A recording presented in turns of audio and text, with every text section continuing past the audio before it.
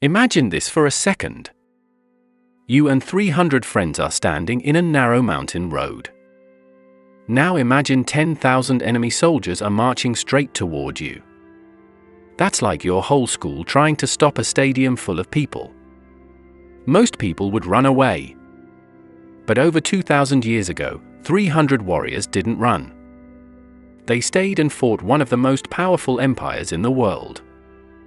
And the strange thing is they already knew they probably wouldn't survive. So why did they do it? And how did just 300 warriors scare an entire empire?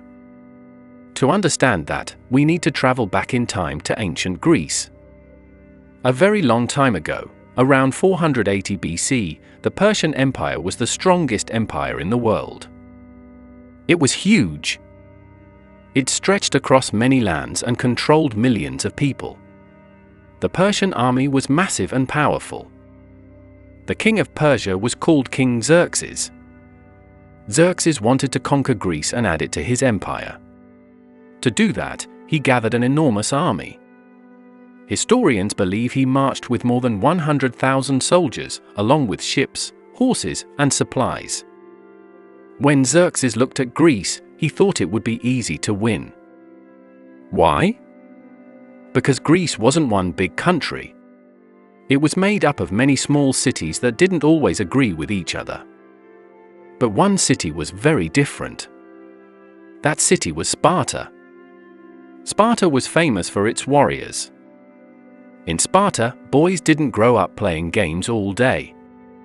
When they were only 7 years old, they started very tough training.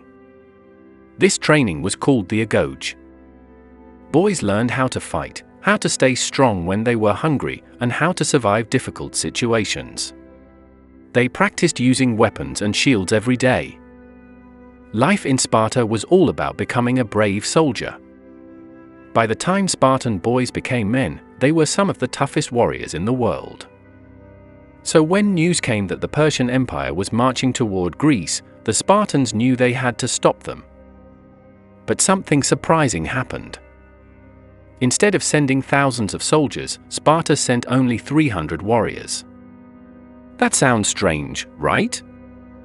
Why would they send so few soldiers against such a huge army? The answer has to do with religion. At that time, Sparta was celebrating an important religious festival. During this festival, their laws said the army could not go to war. But the Spartan king, King Leonidas, knew the Persians were already marching closer. If no one stopped them, the Persian army would quickly move through Greece. So Leonidas decided to go anyway. He chose 300 of the best Spartan warriors to come with him. These were not just any soldiers. They were experienced fighters who had trained their whole lives. Leonidas also chose men who already had sons at home. That way, if they didn't return, their families would still continue. That tells us something important. King Leonidas probably knew this mission would be extremely dangerous. But his plan was not just about winning a battle. His goal was to slow the Persian army down. To do that, Leonidas chose a very clever place to fight. It was called Thermopylae. Thermopylae was a narrow mountain pass between tall mountains and the sea. In some places, the road was only wide enough for a few soldiers to stand side by side.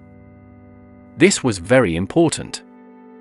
The Persian army was huge, but in such a narrow path, they couldn't all attack at once. Only a small group of soldiers could fight at the front. This meant the Greek defenders had a chance to hold the line. When King Xerxes and his massive army finally arrived at Thermopylae, he expected the Greeks to run away. Instead, he saw the Spartan warriors standing calmly in the narrow pass. They looked small compared to his giant army. Xerxes thought the Greeks would panic and flee. So he waited. He waited for days, thinking they would run away. But the Spartans didn't move. Finally, Xerxes ordered his soldiers to attack. What happened next shocked everyone. The Spartans fought with incredible skill and teamwork. They stood close together, holding large shields and long spears. Their shields formed a strong wall that was very hard to break. When Persian soldiers rushed forward, the Spartans pushed them back again and again. Wave after wave of Persian soldiers tried to break through. But they failed. Even Xerxes' best warriors, called the Immortals, were sent into battle. These soldiers were famous for being almost unbeatable. But even they could not defeat the Spartans in the narrow pass.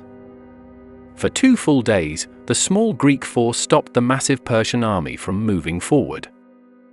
But then something terrible happened. A man named Ephialtes betrayed the Greeks. He showed the Persians a hidden path through the mountains. This path allowed Persian soldiers to go around the Greek army and attack them from behind.